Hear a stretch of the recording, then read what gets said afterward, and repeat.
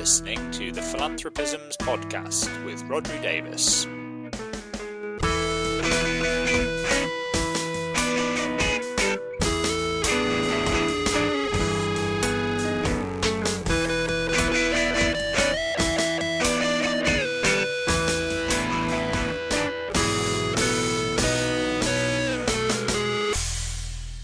Hello, you're listening to the Philanthropisms podcast.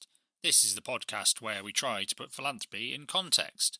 I'm your host, as ever, Rod Davis, and this week it's just me. No guest this week. We've got some other great guests coming up, and we've had a good run of it recently, but partly due to my slight lack of planning and the fact I've been away, and also because I've been wanting to do a deep dive episode for a while. I thought I'd take the opportunity to do one where it's just me digging into a topic, and a good topic, I think, and timely. So this week I want to delve into the question of the relationship between philanthropy and music.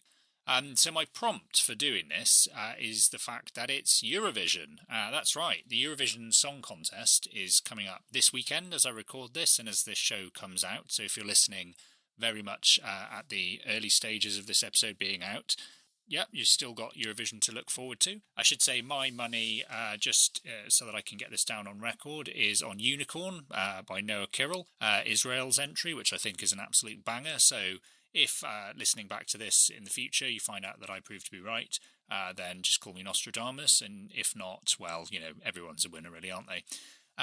But the reason that I wanted to take this as a prompt to talk about philanthropy and music was a couple of reasons. I mean, one is that Eurovision itself, although it's not, strictly speaking, anything really to do with philanthropy, is a musical project that has a kind of higher purpose. It was originally founded as a way of sort of bringing people together around the idea of the European ideal, and it's kind of, you know, developed beyond that into an annual celebration of kitsch every year. But it does also, I guess, have, you know, that sort of central idea of solidarity and kind of transcending geopolitics at its core, and certainly, you know, the context this year is interesting from that point of view because Liverpool is only hosting it because, in fact, Ukraine won last year, but obviously they're not in a position to host this year's competition as a result of the war that's ongoing there. So Liverpool's bid was very much based around the idea that they would host it on behalf of Ukraine, and so a large focus of all of the stuff that's around me in town where I live at the moment is around understanding Ukrainian culture and kind of solidarity with Ukraine. The other reason that I wanted to do this is basically because it's an episode I've been meaning to do for ages, and I've been looking for an opportunity or for something to kind of give me a bit of a kick to do it. And music's always been a really big part of my life. Like a lot of 40-somethings, I slightly struggle to kind of maintain it these days. So I'm very much at that point in my life where I'm complaining that I never find out about new bands, and also that I don't have time to play music or listen to music. But it's something that's always been very important and does continue to still be important. I reckon, you know, in a way I've always had pretty kind of broad tastes when it comes to music. When I was a kid, I was weirdly obsessed with classical music. So I learned the piano for quite a while, not to any great standard, it has to be said, but I was quite obsessive about it. I then had a brief interlude of learning the bassoon, which was fun up to the point where I learned to play Star Wars and The Sorcerer's Apprentice, and then I got a bit bored. So I moved on to playing the guitar, which I have stuck with for a lot longer. So I've been in bands and kind of continue to fiddle around with the guitar these days. And actually should take the opportunity to flag up that the intro to this podcast, and indeed all of the bits of music that I pepper throughout the episodes, is by me. So that's about the one musical output that I still have these days. And so what I wanted to do was to think in this episode about the different ways that philanthropy has interacted with music. I want to think about how philanthropy has been a source of support for music and for musicians. I want to think about how musicians have themselves been philanthropists, and I want to think about how music has been used as a tool for philanthropy. I should say up front that, again, you know, partly due to the fact that I was away for a week in the US recently and I've got a lot else on my plate, this is probably a bit more of an improv episode than some, but just think of it like the sort of Grateful Dead concert version of a philanthropy podcast. So some bits of it will be good, some of it will be far too baggy and a bit boring, and the whole thing will probably sound better if you're on acid, quite frankly.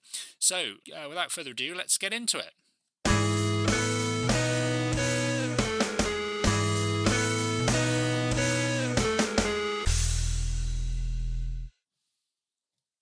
So let's have a bit of a think first about the idea of music as a cause area or as a focus for philanthropy.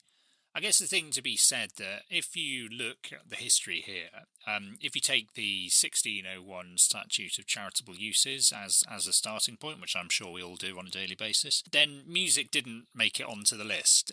These were things that were more specifically to do with kind of traditional idea of charity as the relief of poverty, and it should be said very much the things that the Tudor government really wanted to specify that it didn't want to have to take responsibility for itself, so it thought it would delineate them as the acceptable objects of charity. But then by the time you get round to 1891 and the famous Pemsel case, in which Lord Macnaghten ended up outlining the four heads of charity that have become the kind of defining pillars of UK charity law and by extension a lot of kind of common law around the world, there was within that provision for both education and then also things that were of wider community benefit. And within that, I think arts and music began to be seen as acceptable focus areas for philanthropy. But when I was thinking about trying to trace this history and I was digging around, it struck me that there are some earlier kind of antecedents of this that we should maybe think a little bit about.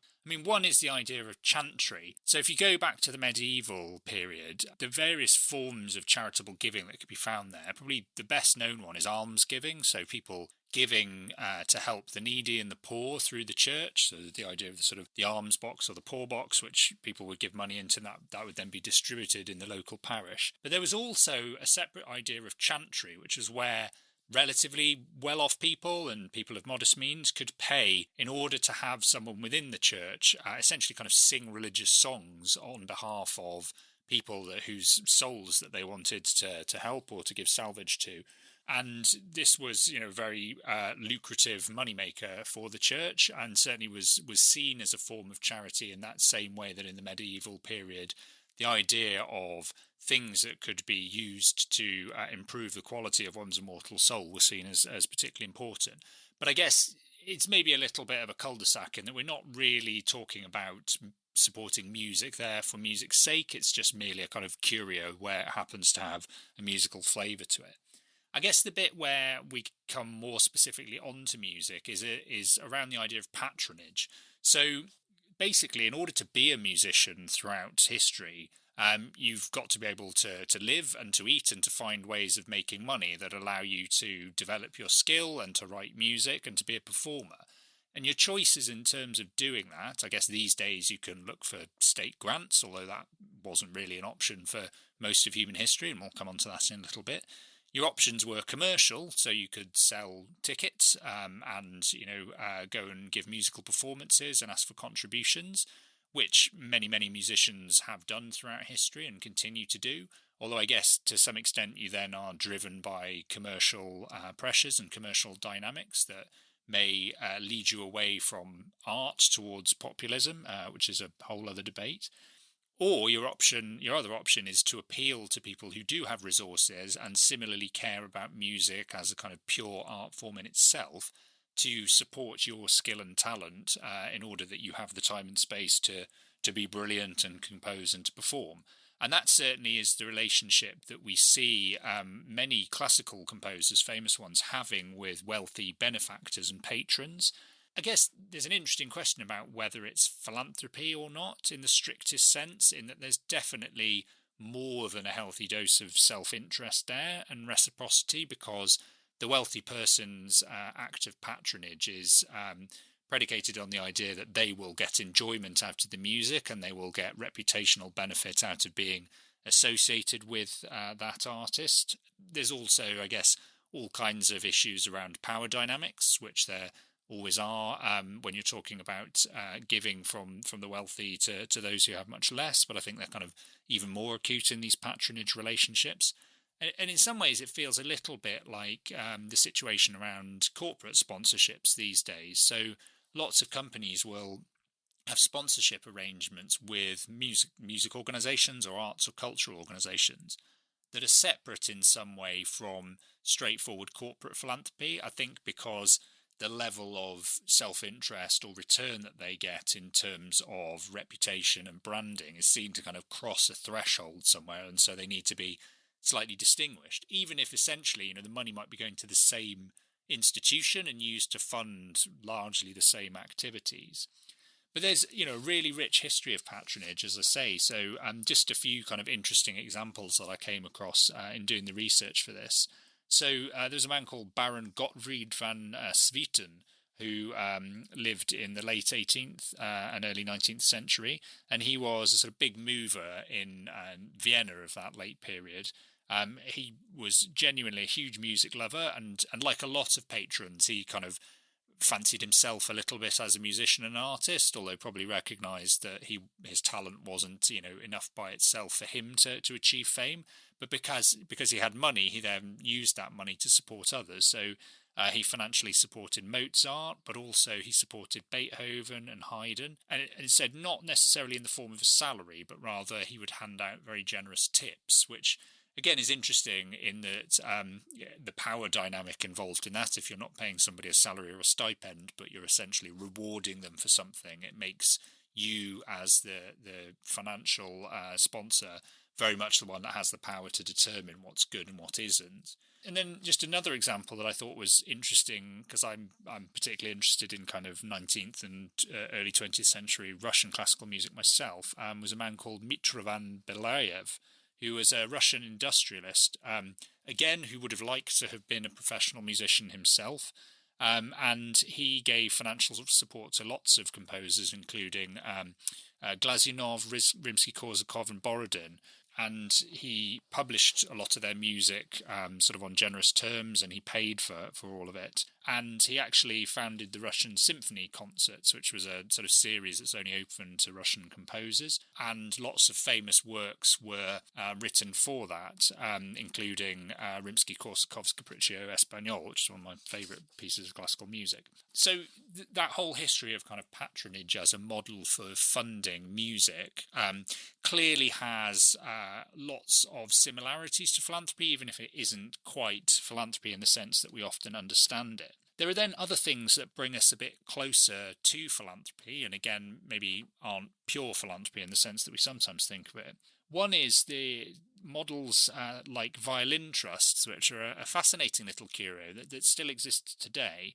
And this is where a wealthy individual, or often a group of individuals, will come together and pool resources, and they will then offer very favourable low-interest loans to musicians, promising talented musicians at the start of their careers, to enable them to buy a musical instrument of the suitable quality for them to develop further.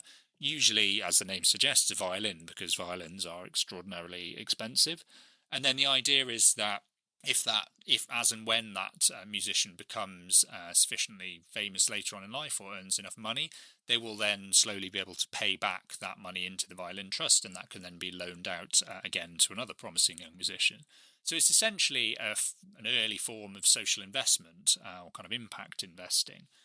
And actually, similar things are done at a grander scale in the sense of trying to support musicians at that early stage of their career, which is one of the places in which musicians often need philanthropic support, because that's possibly the point before they're able to kind of be commercially successful even as an option. And so if they're going to get to the point where they might be able to sell their music or perform for money, they need support in the form of philanthropy, or where there isn't an expectation of financial return. But at a grander scale, you have things like the Royal College of Music here in the UK, which was created in 1883. It came originally out of the Great Exhibition of 1851, or at least the idea did, and then it took quite a long time to sort of bring this to fruition and reality, and indeed the people involved in organising it did an enormous amount of fundraising around the country to try and raise sufficient funds that they could offer scholarships for talented young musicians, which is still a model that the organisation follows today. And then I guess in terms of where philanthropy is of value or of necessity in the life of a musician, the other place where it was always very important was at the end of their career, or after the end of their career, if for whatever reason they weren't able to perform or to play or to write anymore. As with many other types of careers, obviously there was no safety net particularly, and so there is a strong tradition within the sort of history of this, of both philanthropic support in the form of benevolent funds, where those who still have resources give to help those who might be, down on their luck or in financial hardship, and also others which follow more of a kind of mutual aid and solidarity model. So there was a rich history in the 19th century in the UK of things called friendly societies, which were part sort of mutual aid organisations, part social insurance and social security before the state took any responsibility for that. And so people would kind of pay into a central pool, and then that money would be used partly to provide kind of entertainments and social benefits, but more importantly to provide payments when people were sick or ill or injured or on death for their families. And so it was a kind of form of collective insurance. And just thinking about one example of this in terms of the history of kind of benevolent funds, the Royal Society of Musicians in the UK, which still exists today, very much so, it can trace its origins all the way back to 1738. So a group of musicians then set up a fund for the support of decayed musicians or their families. And this was a sort of hybrid between a friendly society and a charity. So it did a little bit of both. There was some kind of collective solidarity, mutual aid, and there was also the ability for people to give to those who were less fortunate than themselves. And the story of how this came about is quite sort of interesting and striking. So it's apparently 3 London musicians, Michael Christian Festing, Charles Weideman, and one of the members of the Vincent family were standing at the door of the Orange Coffee House in Haymarket when they happened to see 2 boys driving asses and obviously in a desperately impoverished condition. They recognised that the children were actually the sons of one of their former colleagues, an oboe player called Keach, who had died suddenly and left his family destitute. And they were so struck by this that they contacted a group of other musicians who they knew and they thought might be similarly affected and might support their cause, and managed to raise some subscriptions to help these boys. And they then sort of struck on the idea that actually, rather than just doing this on a one-off basis, why not establish a permanent fund to alleviate similar cases of distress? And that's how the organisation was born. Now, we're not doing this particularly chronologically, but I guess we're sort of broadly moving towards the end of the 19th century, early 20th century. And in terms of tracing the relationship between philanthropy and music at that point, I guess there's a couple of things worth saying. One is that you do start to get more of the kind of overt involvement of big money philanthropy and in the 20th century kind of foundations, certainly in the US, in funding arts and cultural institutions. And then this brings in all the sort of questions around music as a status symbol and, the kind of stereotype of wealthy donors being involved in the opera hall or the concert house. And you also get an interesting thing, which is you start to see views about which kinds of music would qualify as, quote unquote, art, and therefore be the appropriate focus for philanthropy. We'll come on to that at a moment when we talk about the emergence of state funding for music. But I guess one thing to be said is that in the late 19th century, there was a huge level of interest in things like temperance. And, a lot of kind of moralising and philanthropy that was driven by quite kind of evangelical principles and moralistic principles, which wanted to address issues around poverty and sort of social improvement, but had very, very strong views about how that should be done, and often saw poverty as a moral failing that needed to be addressed on an individual level. And music kind of came into this a little bit in that it was often seen as something that could be wholesome and give people a pastime that would keep them away from the pubs and the gin houses. And so when you see some of the planned workers' villages of places like Port Sunlight or New Earswick up in York or Bourneville, often they had music performance areas because part of the ambition was to give the workers a good quality of life, but also to kind of steer them away from temptations and ills. And many of these places were themselves, alcohol was prohibited, and instead you were supposed to go and watch some kind of wholesome musical performances that were very improving. And similarly, in terms of funding musical venues, I think there was a desire also there to kind of shift things away from the music hall, which was seen as kind of low entertainment and quite bawdy, and again kind of tied in with depraved behaviour and people getting drunk and all these sorts of things, and instead to try and raise people's horizons by supporting classical music and opera as a means to making them more civilised. So I think music certainly got tied in with quite paternalistic notions of philanthropy as well, which I guess leads us on to the involvement of the state in supporting the arts. Now, as I said, for a long period of time, there was no question whatsoever that the state would get involved in supporting the arts because it just wasn't seen as part of its remit. That changes from around about the post-war period in the US and the UK, although it should just be worth noting that actually some places cottoned onto this idea a bit earlier. And one thing I hadn't realised was, for instance, the government of Finland started giving support to individual composers. So particularly Jan Sibelius, in 1898, he was given an annual grant so that he didn't have to teach anymore and he could just devote his life to composing. He initially got that for 10 years, which most organisations these days would leap at, and it was later extended for life. So obviously the state, for whatever reason, kind of decided that supporting Sibelius's ability to write music and compose and to engage in his art was of value to them. Obviously a lot of his music, I think, is sort of tied in with Finnish national identity, so there's probably that sort of explains some of that desire to fund it to some extent. But then looking at the UK and the US, so in the UK we've got the birth of the Arts Council. So initially in 1940 a thing called the Committee for the Encouragement of Music and the Arts was founded, and the eminent economist John Maynard Keynes became its chair in 1941, and then it was renamed as the Arts Council in 1946, and it was set up to provide grants to support arts and cultural organisations, including music, around the UK. And then in the US, they had the similarly kind of in the 1940s and into the 50s, there was a decade in which there was a huge kind of explosion of arts and music funding in the US. So there was a thing called the National Endowment for the Arts, but also some of the existing big name foundations, particularly the Ford Foundation and the Rockefeller Foundation, started giving large amounts to the arts and particularly to music.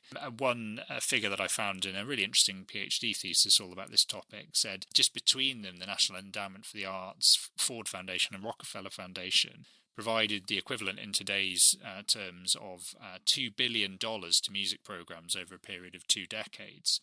The interesting thing again about this is I think it brings us back to that question of who gets to define what counts as art, particularly when it comes to music. And music, as we've said, is always sort of divided between, high art music, classical music, opera, etc., and popular music and low art music. And there has, unfortunately, historically often been kind of racial elements to these divides. And it's noted in one of these papers, it's sort of saying that one of the things as the state and these big foundations got involved in funding the arts is that they drew the advice that they got, and particularly the consultants that they worked with, from a limited group of, understandably kind of white male artists who were often composers or kind of academics at elite institutions. So, people like Leonard Bernstein and Aaron Copland and others were very much kind of called upon for their services. But it's saying, they then had an enormous amount of power to determine and define what was meant by artistic excellence. And so that kind of set the tone and the funding agenda for what philanthropy should see as the kind of music that it should aspire to fund. And it's only probably latterly that we've, come back round to seeing, popular music and other forms of music as things that have artistic value in their own right. I guess the final thing I just want to say in terms of, this very, very broad brush tracing of philanthropy and music is one interesting trend that we've seen even more recently, I think, is philanthropy funding music, not necessarily just as an end in itself or on the basis of its artistic qualities, but more on an instrumental basis as a means to achieve other ends, such as youth empowerment or improvements in mental health and well-being, or working with older people with dementia. and actually recognising that music can bring huge benefits as a tool for working with lots of these different groups, both in a therapeutic sense and also in terms of providing opportunities. And actually, increasingly when we think about philanthropy funding music, we have to think about those different types of approaches, as well as just, the obvious kind of big name Philanthropist X funds Opera House. Okay, well, that was longer than I thought it was going to be, as ever. I did say this was going to be a Grateful Dead style freakout. So in the next section, I just want to come back and think a bit about musicians as philanthropists, so stay tuned for that. Yet the day is not far distant when the man who dies, leaving behind him millions of available wealth, which was free for him to administer during life, will pass away unwept, unhonored, and unsung.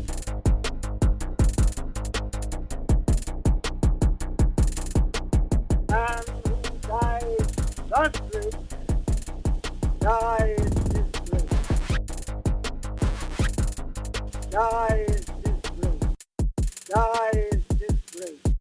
Disgraced.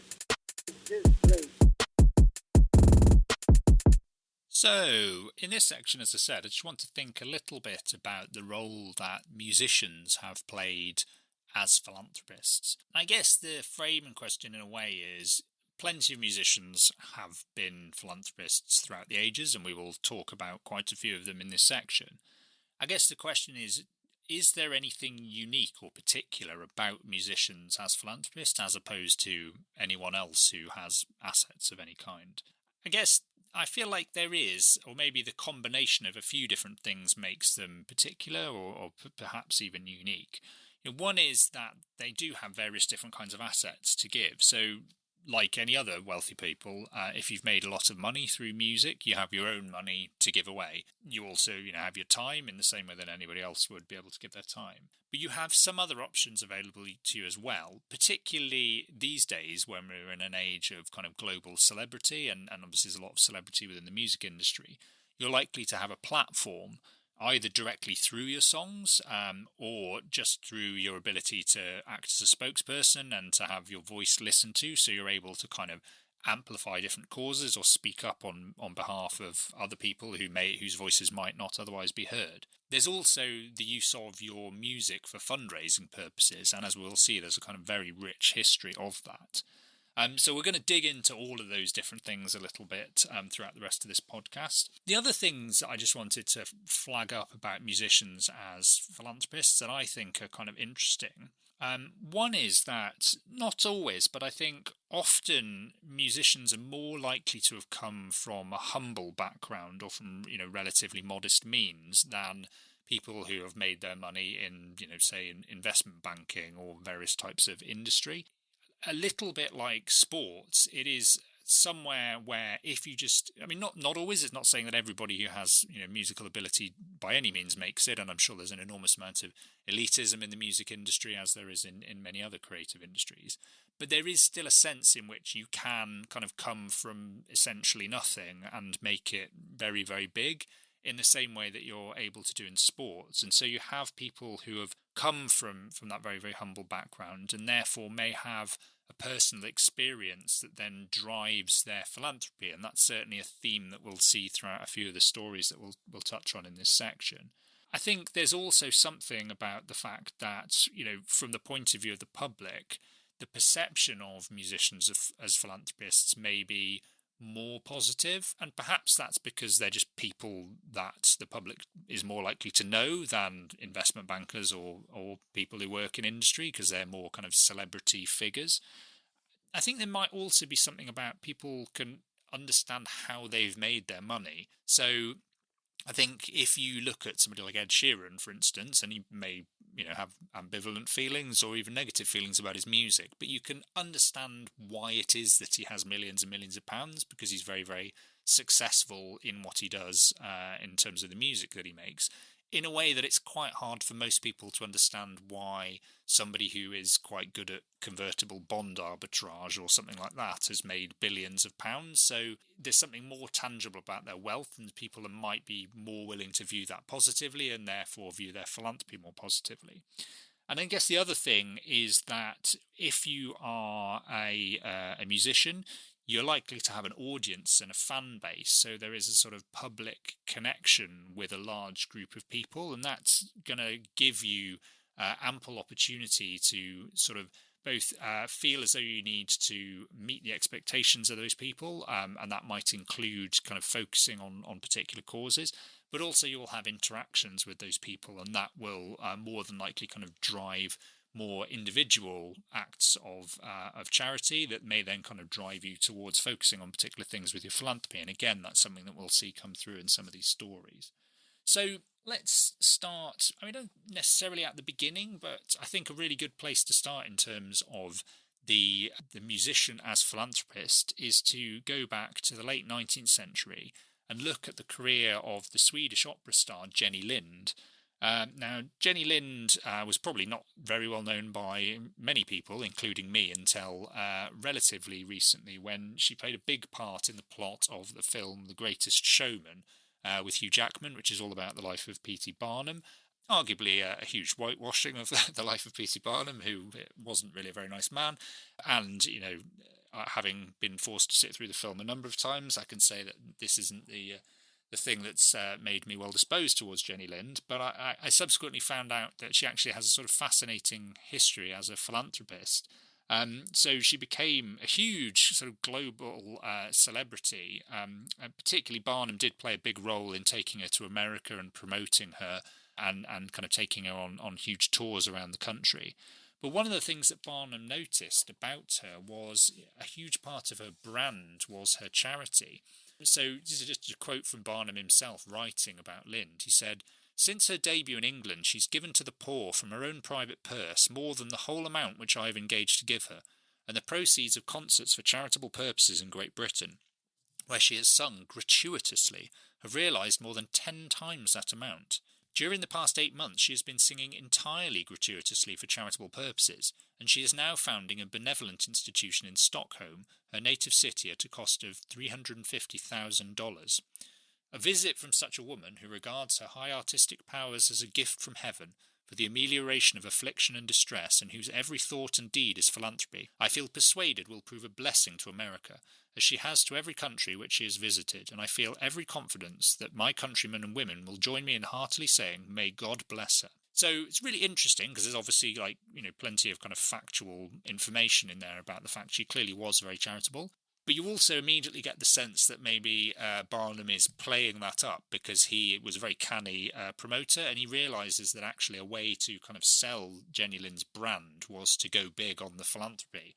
And in fact, she was a great singer by all accounts, and she was already famous. But in terms of breaking the US, the linchpin of Barnum's strategy was charity. And in a paper about this, a really interesting one, I'll put links in the show notes to, it says, though charity alone does not account for Lind's success in America as a singer, it's nevertheless true that this quality made her uniquely appropriate for both the American public and American critics, who saw themselves as gatekeepers of public morality.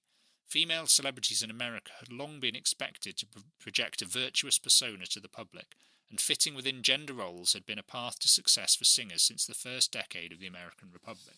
So you can see that link between kind of being accepted as a popular musician in some sense, and philanthropy is there from relatively early on. And then, if we trace that line through to another one of the great female musical philanthropists, Dolly Parton. Now, Parton has these days become renowned, I think, for her philanthropy. I mean, a few years ago, people would have sort of raised a curious eyebrow if they heard about the Dollywood Foundation or Dolly Parton's Imagination Library. But she subsequently won the Carnegie Medal for her philanthropy. And Jeff Bezos gave her a huge amount of money to just do more of the same. And I think everybody these days is kind of well aware of quite how much she does and quite how committed she is. And in fact, people became even more aware when stories emerged during the early phases of the pandemic about how partner had actually given quite a large amount of money to fund some research into vaccines at a university, and this had actually ended up becoming one of the successful vaccines that had gone on into production. And Parton's a really interesting one. Again, I think she very much goes back to that thing I was saying about coming from humble backgrounds, because she really did come from kind of extreme grinding rural poverty in America, being brought up by a father who couldn't read in a large family where they had sort of no running water and all this kind of thing. And she certainly talks about this as being a really big driving force behind her philanthropy, and something that has shaped her focus particularly around children and young people and literacy. So, she's done incredible things really in sort of providing reading books for preschoolers and young children around the US and actually internationally nowadays. And, she's far from alone in being a high-profile musician who is known for their philanthropy as well. So some of this is kind of known during people's lifetime. So some obvious examples. So Elton John, he's very well known as a massive philanthropist. Again, personal experience playing a big part in that. So the Elton John AIDS Foundation has been around for a long time, and his focus as a gay man on issues around HIV and AIDS and trying to address those in the global south, and also trying to fund medical research that can find improved vaccines and healthcare treatments. He clearly is enormously committed to it. I think that focus on the global south is something that's been around for a long time as well. So Bob Geldof was very much the template for this in the 80s. Probably better known really as a charity and anti-poverty campaigner than he is or was as a musician in a lot of ways. And his career with the Boomtown Rats was pretty successful, but his subsequent career as a fundraiser and as a spokesperson on issues around poverty and a campaigner, first through Live Aid and then through subsequent things like Live 8, has made him, I think, even better known.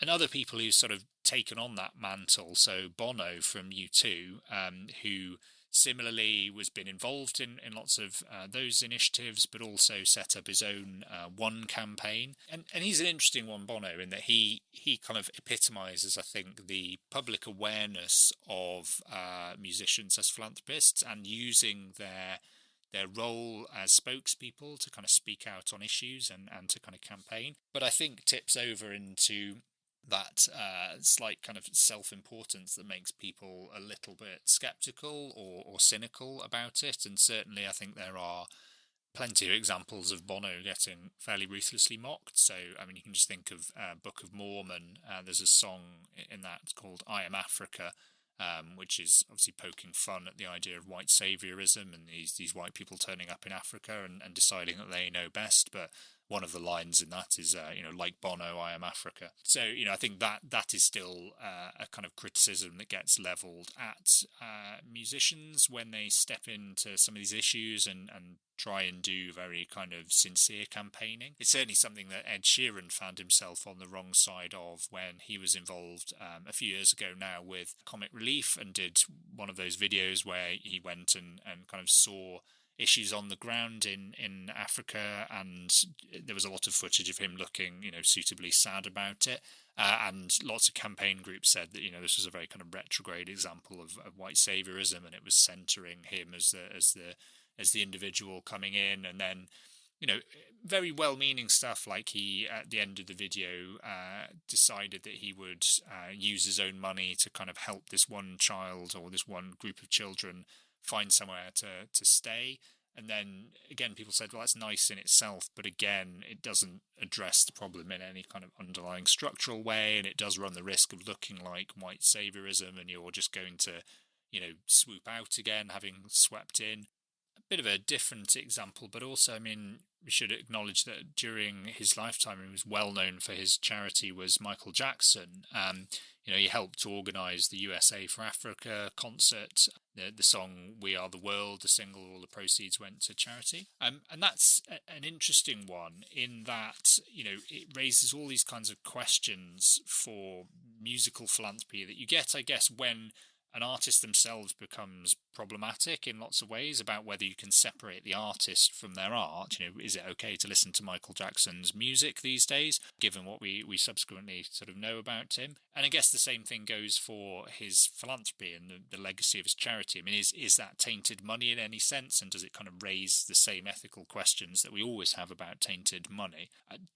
That's too deep a subject to go into in this episode, but certainly we have kind of talked about it on other podcast episodes. And then, those are kind of well-known examples. And then there are some examples, I think, that are less well-known, particularly because people who are, high-profile musicians have decided that they actually want to be involved or do things for charity or philanthropically, but they don't really want anybody to know about it. And there's a couple of examples here where it's only really come out after those people's deaths. So Prince, for instance, often kind of contrasted with Michael Jackson during their careers. But it turned out after he died, loads of people came out of the woodwork to say that actually, he was enormously philanthropic and did lots in and around his sort of hometown and his home state. But it was quite quiet philanthropy, and it was very deliberately under the radar. But he supported some really interesting causes as well. He gave a lot of money to kind of economic empowerment in urban areas, some of which focused around things like the transition to green jobs and kind of solar power. He was involved in supporting an initiative called Yes We Code, which tries to kind of teach young people to develop coding skills. He also was clearly kind of invested in issues of racial justice, and he gave a lot to Black Lives Matter and directly to the family of Trayvon Martin, I think, after he was murdered. And all of this stuff wasn't really known about except by the people who were involved during Prince's lifetime. And there's a similar story, quite a sad story in many ways, about George Michael. So again, after his tragic death, many stories started to emerge of kind of pretty remarkable acts of kindness and generosity that really painted a picture of somebody who was very, very sad and lonely in many ways, but also kind of deeply concerned about other people. So some of these were kind of considered acts of philanthropy. So, he gave all of the profits from the sale of Jesus to a Child, the single, to Childline, for instance. And he was also a long-time supporter of many HIV and AIDS organisations, including the Terence Higgins Trust. But I think even more than that, there were lots of stories of kind of random acts of giant kindness and generosity that people found very touching. So after he died, Richard Osman, the TV presenter, put out a tweet saying, they'd had a contestant on the TV show Deal or No Deal that Osman had been involved in producing, and she'd mentioned on screen that she needed £15,000 for IVF treatment, and George Michael picked up the phone the next day and secretly phoned the TV programme and just gave her the money. He also did things sort of quietly that had more benefit beyond sort of just one person. So again, bringing things back to Liverpool, which I was talking about at the start in the context of Eurovision, George Michael actually bought the piano that John Lennon used to compose Imagine for over £1.4 million from a private collector in the year 2000 and donated it to the Beatles Museum in Liverpool. It had previously been on loan there, but I think there was a risk at that time of it being taken back into private hands, and he wanted to make sure that it wasn't, because he said, it's not the type of thing that should be in storage somewhere or being protected. It should be seen by people. So his interest was in making sure that piece of music history was out there for the public to enjoy.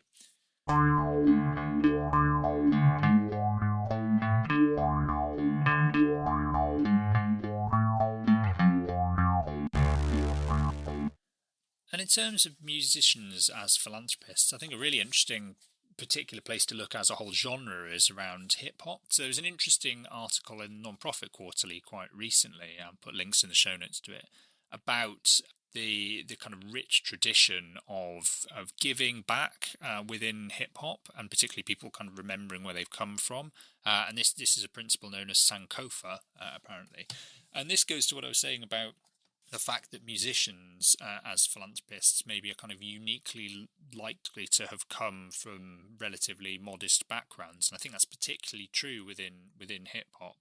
And there are some, really amazing examples of people who have done that, then kind of seeing it as their responsibility to give back to where they've come from. So Dr. Dre, the rapper and producer, for instance, is probably the kind of highest profile one of these. So he relatively recently gave $100 million to Compton High School, so in Compton in LA, where he grew up, to help fund particularly a new centre for performing arts, which is going to be named after him, not Dr. Dre, but his real name, Andre, something I've forgotten off the top of my head. But there are also other examples, that are still significant, but at a slightly lower level. So Chance the Rapper, for instance, a guy called Chancellor Bennett, his real name, but he's from Chicago, and there was a funding crisis in the local public schools there, and he got involved, first of all, demanding a meeting with the state governor to discuss the issue, and that didn't go very well by all accounts.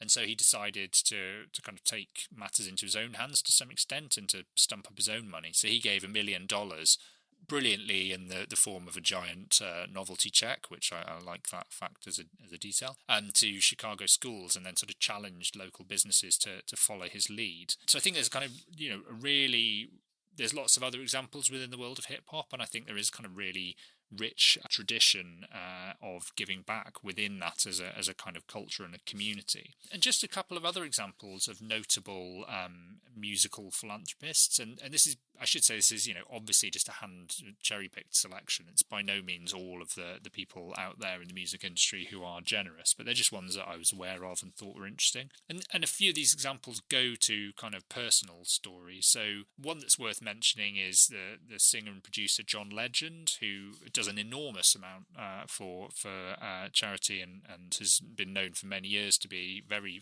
philanthropic and a really kind of quite sophisticated philanthropist. So he gets involved in quite difficult or challenging causes around kind of incarceration. So he's very much involved. He's got a new project called Free America, which is focused on ending mass incarceration in the US. He's also involved in things around public schooling. There's kind of a fund that is called LRNG Innovators, which is about empowering teachers to kind of innovate within the education system and to sort of redesign models of learning. And he's also, he founded a thing 15 years ago or so called the Show Me campaign, which aims to address kind of systemic issues in the US criminal justice system, particularly ones that disproportionately impact poor minority people and those who are sort of suffering existing disadvantages. And he's done things like funding individual or campaigns within kind of individual electoral races for district attorneys and kind of really highly targeted bits of philanthropy that are very, very smart. So he's a really interesting philanthropist to look out for. And then just a couple of other examples, because they're people that I quite like, so they caught my eye. One is Lin-Manuel Miranda, who obviously is the writer of the musical Hamilton and In the Heights, and increasingly is Disney's new kind of go-to person for writing songs for all of their films. And he and his family have been giving for a long time through the Miranda Family Fund. And initially it was kind of grants to music and arts education, but they've shifted more recently to focusing on issues around immigration and immigrants' rights in the US. And again, I think that sort of really neatly ties into that point about people's own background informing them as philanthropists when they get success through music, because obviously Miranda himself is a Puerto Rican immigrant, or his family come from Puerto Rico, and he does a lot of work back there, and I think following kind of natural disasters has done a lot of work going back there to help with some of the devastation around that. And a lot of his work in his music kind of focuses on the questions of immigrant identity and the contribution that they make to America, so it all sort of ties in fairly seamlessly. And then the last one I wanted to talk about, partly because it would make my kids happy, is Dua Lipa. So I have to listen to quite a lot of her music in the car at the moment because I don't have control over my own Spotify anymore. But she's really interesting. She's a British Kosovan singer and pop star, but she, again, is sort of very much kind of informed by her Kosovan roots. So she's got a thing called the Sunny Hill Foundation, which is based in Pristina in Kosovo and is focused on reducing injustice and poverty, and also kind of strengthening democratic values. And she's the founder and patron, and also her father is involved as well. So there's a kind of family element to it. And I'll put links in the show notes to places where you can find more information on all those. But they're just a selection, I think, of stories about quite how often you find that the links between musicians and philanthropy are really kind of rich and go beyond, I think, some of the stereotypes of people, cynically doing things for charity. So, yeah, it's kind of a really interesting area to dig into more. Okay, so in the last section that's coming up in a minute, I want to talk a bit about music as a tool for philanthropy, both as a means of fundraising and then also maybe as a means of social protest and kind of giving voice to issues. So back in a second. Back where I come from, there are men who do nothing all day but good deeds. They are called good deed doers.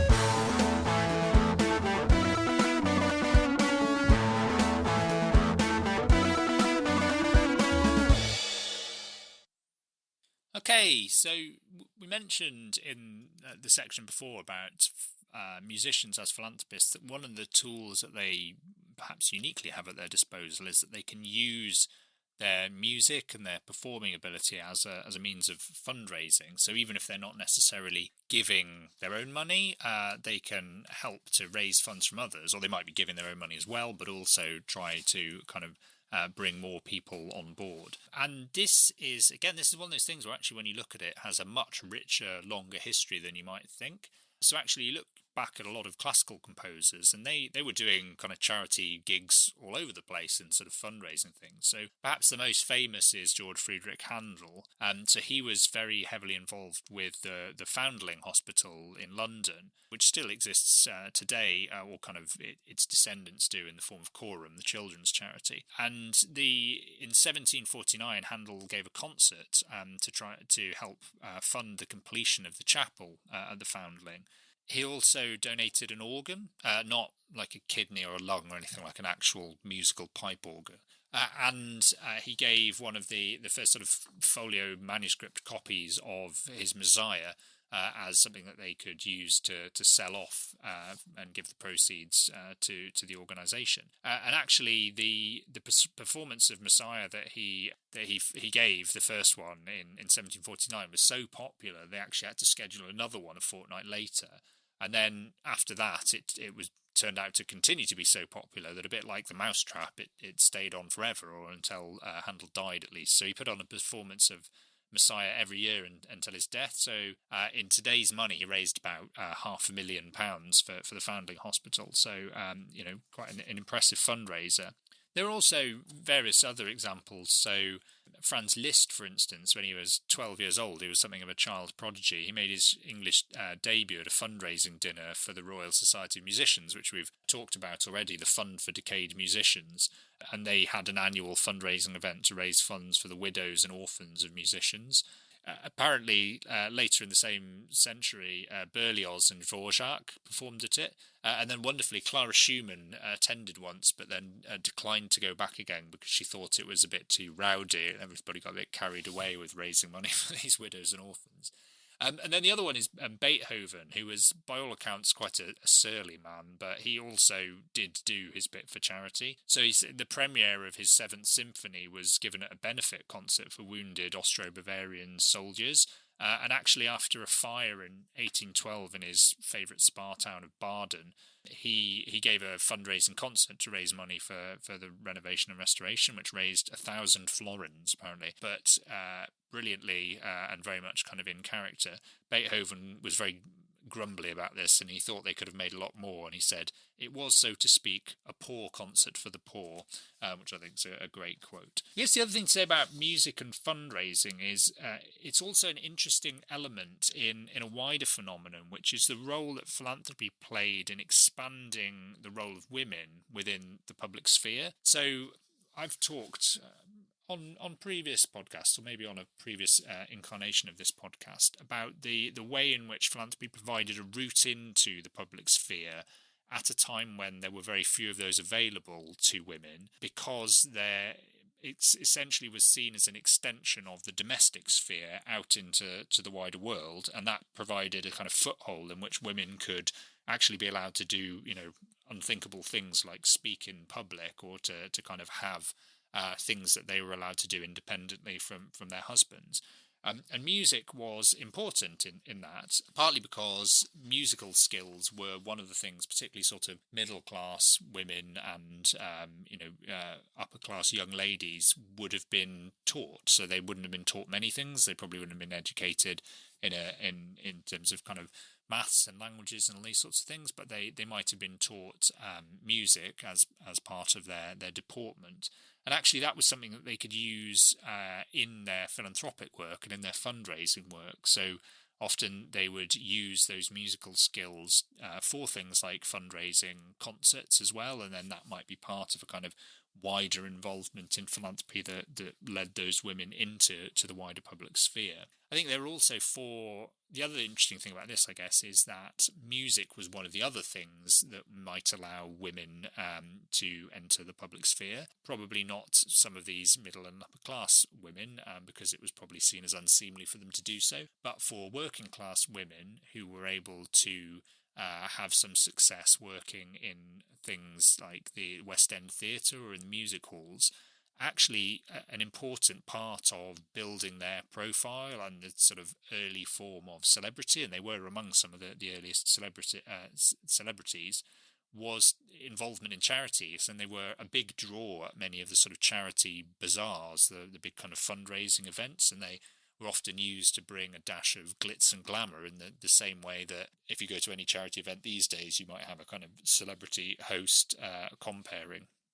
But then if we're talking about fundraising and music, I guess the point at which things really take off is in the latter half of the 20th century and the development of the truly kind of big scale benefit concerts. So maybe one of the first of these really, or the place in which it's often thought to start, was George Harrison's concert for Bangladesh, which I think after meeting the Maharishi Mahesh Yogi, he heard about some of the issues that were going on in Bangladesh and was kind of driven to get together a group of musicians, and he was obviously enormously well connected through his work with the Beatles and through a lot of his session work, and they wrote the song Bangladesh, and had this benefit concert which raised a lot of money, and this then sort of provided a template for lots of subsequent efforts. So there was a UNICEF concert later on in the 1970s.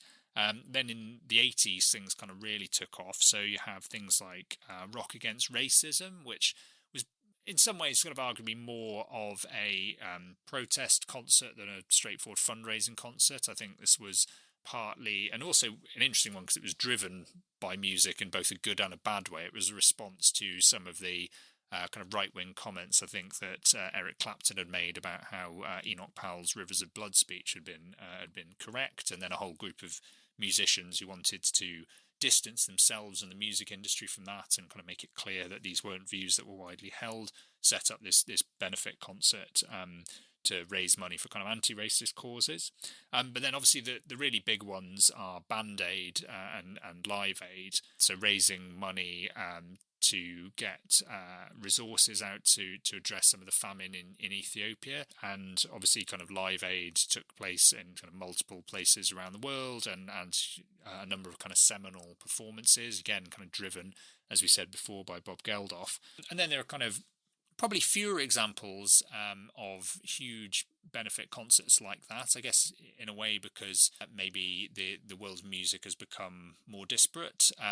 There are many big benefit concerts going on, but I think it's difficult for any one to kind of grab the public attention in quite the same way these days. And it should be said, there's always been some skepticism about these things as well. I think, again, a concern that maybe they kind of commoditize charity, and it's maybe a sort of, an easy form of charity for the consumers and the people watching and listening, and that actually the engagement with the sort of underlying issues only happens on a surface level, and also that it's easy for the people being involved. Then it's a form of kind of philanthro washing, because they're able to kind of take part in singing on a charity single or playing at a charity concert, and that then kind of absolves them from needing to do anything more to address the fact that they have lots of resources and therefore presumably responsibilities. So I think there are still plenty of people who are kind of sniffy about this thing. And then I guess the final thing to say on that is that the other reason maybe we're sort of seeing fewer of the big charity concerts around in some sense is that maybe there are other longer term models that are emerging that try to kind of bring music and philanthropy together. So just, a few interesting examples I came across here. So for instance, social enterprise record labels. So there's one called Subcity, which is set up by Hopeless Records in the US. And this is a dedicated record label, or a kind of subdivision of a record label, where it specifically tries to kind of get artists to put out albums or singles, or to do performances that are designed to raise money for issues around poverty and other causes. And maybe this is where things are going. It's more of a kind of longer term relationship rather than the kind of big one-off fundraising single hit model that kind of became so enormous in the 80s. So that nearly brings us to the end of this meander around philanthropy and music. I guess the very last thing I want to say, because I don't have as much to say about it as I would like, is just a little bit about what about philanthropy in music? So what about songs about philanthropy? And I didn't want to go down the route here of kind of, let's think about songs that tell you about values that you could embody within philanthropy. And, because there are any number of those, largely because lots of songs that are about, love and loss and regret focus around giving and caring and all these kinds of things. So you can, read into them whatever you want that would tell you something about philanthropy.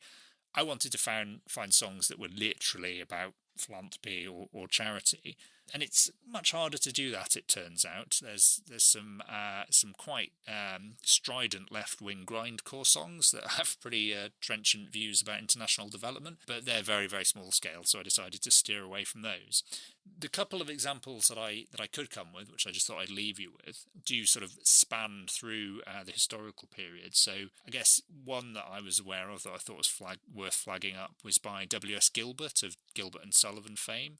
So in his ballads or songs of a Savoyard, which are, very much kind of Jeeves and Wooster-esque, tinkling at the ivories, hilarious songs, he's got a song there called The Disagreeable Man, which is, I quite often use as an example about sort of satire about philanthropy, because it does capture something about the idea of the sort of disagreeable do-gooder.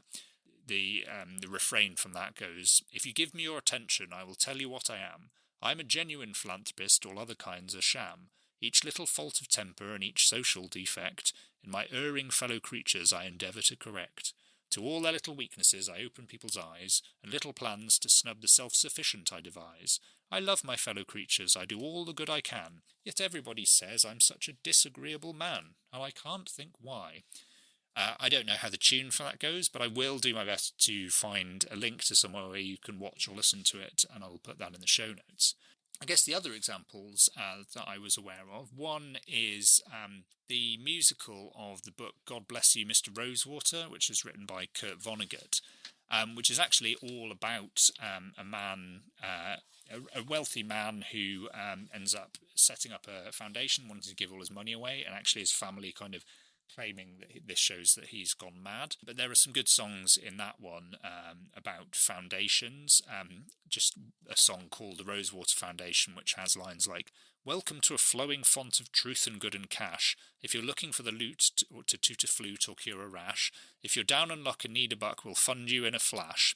If you'd like to write a piece on Saint-Denis or Delacroix, if you must research the Church of Christ or works of Myrna Loy, don't be bashful, we've got a stash full, don't be timid, don't be coy. So, very much kind of tongue-in-cheek take on philanthropic funding. And then specific musicals about philanthropy, one that somebody made me aware of a little while ago. There's a musical all about Andrew Carnegie called The Star-Spangled Scotsman, which I think started life as an Edinburgh Fringe show, and it's a relatively small-scale musical, but it has been put on elsewhere. And I think I'd like to see it, actually, because it sounds really interesting. It's set, apparently, in the last 2 hours of Carnegie's life, and told through the eyes of one of the steelworkers killed during the Homestead strikes, which were the strikes at the steelworks when Carnegie and all the people around him called in Pinkerton detectives to break the strike, and some people ended up getting killed. And it's it's often kind of used as one of the examples of explaining why Carnegie actually wasn't a very good person despite all of his philanthropy. So I'd be really interested to see that. And then I guess for me the best song about philanthropy or charity ever written, or the most incisive, is Charity by Skunk Anansie, which I don't know whether it's actually about charity as such or about a relationship, but again, in terms of the question of charity and justice, it's the closest I think somebody's ever come to setting that tension to a really good rock riff. And I'll put links in the show notes to somewhere where you can find that one, definitely. And it says, why do I sense benevolence? You stand tall at my great expense. Thick words of gratitude, what a price to pay. Stuck in my throat, I sell every word I say. But I don't want your charity twisting me round. I don't want your charity keeping me down. Now, if that proves nothing else, it proves that people reading out lyrics sounds universally terrible, so I'll stop at that point. At meeting of industrial leaders in Washington, here's Julius Rosenwald. Most people are of the opinion that because a man has made a fortune, that his opinions on any subject are valuable. Don't be fooled by believing because a man is rich that he is necessarily smart. There is ample proof to the contrary.